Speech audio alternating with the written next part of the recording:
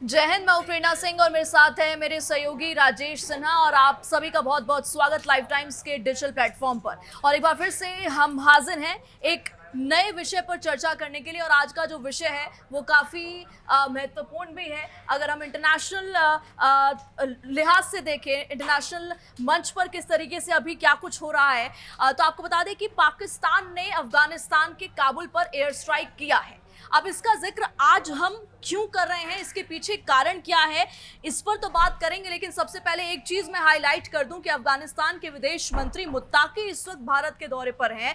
और ऐसे में इसी समय को चुनना, आखिर क्यों पाकिस्तान ने इस वक्त को चुना? क्या भारत में जो विदेश मंत्री आए हैं अफगानिस्तान के, इससे पाकिस्तान असहज है? क्या कुछ कारण है? इसी पर बातचीत करने के लिए हमारे साथ जुड़े हैं राजेश सिन्हा। सबसे पहले सर शुरुआत यहीं से करते हैं कि आखिर ये जो एयर स्ट्राइक किया है पाकिस्तान ने, इसको आप किस तरीके से देखते हैं और इसके पीछे क्या कारण नजर आता है?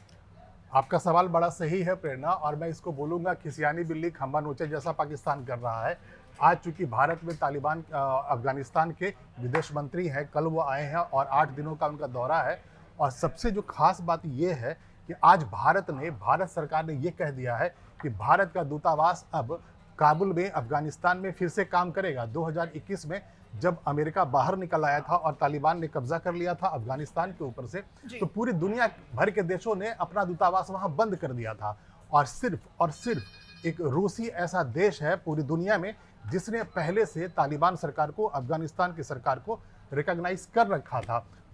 जुलाई 2025 में रूस ने यह मान्यता दी थी और अब भारत दूसरा ऐसा राष्ट्र बन रहा है जिसने तालिबान की सरकार को, अफगानिस्तान की सरकार को रिकॉग्नाइज किया है। और एक फुल फ्लेज जो आज विदेश मंत्री जयशंकर के साथ जो बायलैटरल मीटिंग हुई थी मुत्ताकी की, उसके बाद जो ब्रीफिंग हुई है और उसके बाद जानकारी जो निकल कर आई है, जयशंकर ये कहते हुए साफ सुने जा रहे हैं कि जो टेक्निकल मिशन है, जो अफगानिस्तान में अभी टेक्निकल मिशन है, उसे अब अपग्रेड करके वहां एक दूतावास काम करेगा। यानी कि पहले का जो डिप्लोमेटिक रिलेशन था भारत और अफगानिस्तान का, तालिबान के पहले का, वो वहां पे आएगा। अब बात करते हैं पाकिस्तान की। आपने पूछा अभी कि पाकिस्तान ने ऐसे समय पर एयर स्ट्राइक क्यों किया जब तालिबान के और अफगानिस्तान के विदेश मंत्री भारत में हैं। इसी सवाल में ये जवाब भी यही है। हो ये रहा था कि पाकिस्तान को ये एहसास था कि अगर मुत्ताकी भारत आ रहे हैं, इतने लंबे चौड़े प्रोग्राम के साथ आ रहे हैं, विदेश मंत्री के साथ उनकी मीटिंग है, उन्हें ये पूरी जानकारी थी कि प्रोटोकॉल पूरा मिलने वाला है, तो उन्हें इस बात का एहसास था कि भारत सरकार रिकॉग्नाइज कर देगी अफगानिस्तान की सरकार को, यानी तालिबान गवर्नमेंट को। और उसके बाद से दोनों देशों के जो रिश्ते हैं फुल फ्लेज डिप्लोमेटिक रिलेशंस हो जाएंगे। और इसी फ्रस्ट्रेशन में कल रात में 10 से 11 के बीच में पाकिस्तान की एयरफोर्स ने एयर स्ट्राइक कर लिया। काबुल में कुछ जगहों पर बम के धमाके हो गए। जानकारी ये निकलकर पहले पाकिस्तान की मीडिया से आई कि वहां पर जो तहरीके तालिबान के जो चीफ हैं, उसका नाम है नूर वली महसूद, टीटीपी का जो चीफ है उसे मार दिया गया है। ये पाकिस्तान की मीडिया से खबर निकल कर आ रही थी। लेकिन थोड़े ही देर के बाद अफगानिस्तान सरकार के जबीहुल्लाह स्पोक्स पर्सन है, उन्होंने एक पोस्ट किया एक्स पे और उन्होंने कहा कि ऐसा कुछ नहीं हुआ है, वहां पर धमाके सुने गए हैं काबुल में, लेकिन कोई जान माल का नुकसान नहीं हुआ है। और उसके बाद प्रेरणा फिर ऑडियो आता है नूर वली महसूद का, यानी कि तहरीके तालिबान के चीफ का, और वो साफ तौर पे कहते सुना जा रहा है उस ऑडियो में कि वो सही सलामत है, उससे कुछ नहीं हुआ है। लेकिन पाकिस्तान ये कह रहा है कि उसने वहां पर जो एयर स्ट्राइक किया है उसमें टीटीपी के बहुत सारे लोग मारे गए हैं, 12 लोग मारे गए हैं और उनका मकसद पूरा हो रहा है। लेकिन अफगानिस्तान की सरकार, अफगानिस्तान की मीडिया इस बात का खंडन कर रही है। बिल्कुल। अच्छा सर, आपने ये काफ़ी डिटेल चीज़ें बताई कि आखिर हुआ क्या है, मीडिया में क्या कुछ चल रहा है। लेकिन देखिए, जाहिर ये है कि पाकिस्तान में बौखलाहट है क्योंकि अफगानिस्तान के विदेश मंत्री यहाँ आए हैं और जाहिर है कि कई अहम समझौते हुए, बायलैटरल जो बातचीत हुई उसको लेकर भी। तो क्या भारत और माफ कीजिएगा, अफगानिस्तान या फिर तालिबान के बीच कोई कूटनीतिक समीकरण बनते हुए दिख रहा है? बन गया। ये अभी हुआ है, थोड़ी देर पहले की ही बात है। पहले जब वो आए थे तो उनका जो प्रोग्राम था वो सिर्फ इतना पता था कि वो जयशंकर से मिलेंगे, जो हमारे विदेश मंत्री हैं, वो हमारे एनएसए से मिलेंगे, अजीत डोभाल से मिलेंगे। लेकिन अभी जब बायलैटरल मीटिंग्स हुई है, जो हमने तस्वीरें देखी, जो ब्रीफिंग आई है, उससे यही पता चल रहा है कि हाँ, हमारा दूतावास खुल गया है, तो डिप्लोमेटिक रिलेशन तो बन गया है। अब भारत और अफगानिस्तान के रिश्ते वैसे ही होंगे जब पहले तालिबान के पहले हुआ करते थे। तो जी। ये जो मकसद था भारत का, और उन्हें एक और यहाँ पर बहुत खास बात बताना है आपको, जो मुत्ताकी भारत आए हैं उन्हें यूनाइटेड नेशन सिक्योरिटी काउंसिल से उन्हें बैन कर रखा था।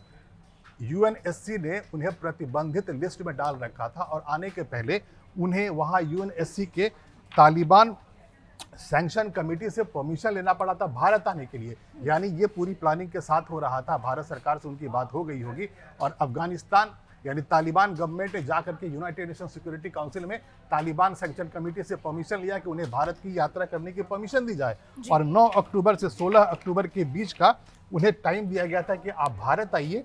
तो एक ब्रॉडर सेंस में अगर हम बात करें तो ये पूरी जानकारी दोनों तरफ से थी कि भारत उन्हें रिकॉग्नाइज करने वाला है और वही हुआ। अफगानिस्तान में अब जो सरकार है और जो वर्डिंग की बात कर रहा हूँ, जो एस जयशंकर ने कहा है बायलैटरल मीटिंग के वक्त में, उन्होंने ये कहा कि उन्हें अफगानिस्तान की सॉवरेनिटी का पूरा ख्याल है। यानी अफगानिस्तान एक देश के रूप में संप्रभुत्व राष्ट्र के रूप में वो उसका सम्मान करते हैं और यही कारण है कि वो टेक्निकल मिशन को अपग्रेड करके दूतावास में बदलने वाले हैं। यानी भारत और अफगानिस्तान के जो रिश्ते हैं अब एक नए दौर में आ चुका है। बिल्कुल। और कह सकते हैं कि अंतर्राष्ट्रीय मंच पर इस वक्त भारत की कोशिश यही है कि जितना हो सके आतंकवाद की निंदा की जाए और हमेशा आतंकवाद के खिलाफ भारत खड़ा रहता है और नजर भी आता है। तो ऐसे में देखिए पाकिस्तान की अगर हम बात करें तो मुस्लिम देशों का आका बनने की फिराक में हमेशा पाकिस्तान है और अब ये बौखलाहट क्या दिखाती है कि आगे पाकिस्तान क्या कुछ कर सकता है। पाकिस्तान के लिए भारी मुसीबत पहले से ही टीटीपी बना था और तालिबान से उनका कभी बनता नहीं है। तालिबान धमकी देता है आकर के बॉर्डर्स पे, जब अफगानिस्तान और पाकिस्तान के बॉर्डर्स पर तालिबान के सैनिक आते हैं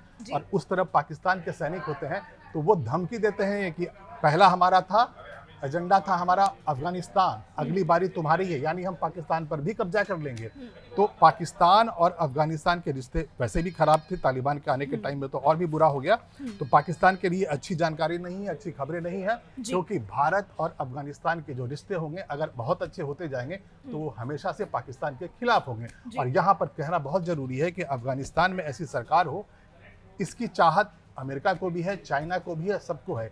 एक मजबूत राष्ट्र के रूप में अफगानिस्तान का होना भारत के लिए भी बहुत जरूरी है, क्योंकि हमारे जो व्यापारिक रास्ते हैं, हम जो व्यापार करते हैं, ड्राई फ्रूट्स वहाँ से मंगवाते हैं, हम जो मसाले भेजते हैं अफगानिस्तान को और वहाँ से आगे जो हम भेजते हैं उसके लिए भारत की इकोनॉमी और भारत के बिजनेस के लिए बहुत जरूरी था। तो हर तरीके से देखिए ये जो बैठक है बातचीत रही, द्विपक्षीय बातचीत, वो काफी महत्वपूर्ण भी है। तो ऐसे में देखिए ये जो पाकिस्तान ने एयर स्ट्राइक किया अफगानिस्तान के काबुल पर, क्या इस पूरे घटनाक्रम से भारत को किसी तरीके की सावधानी बरतने की जरूरत है? नहीं, वो अफगानिस्तान और पाकिस्तान के बीच का मामला है। जी।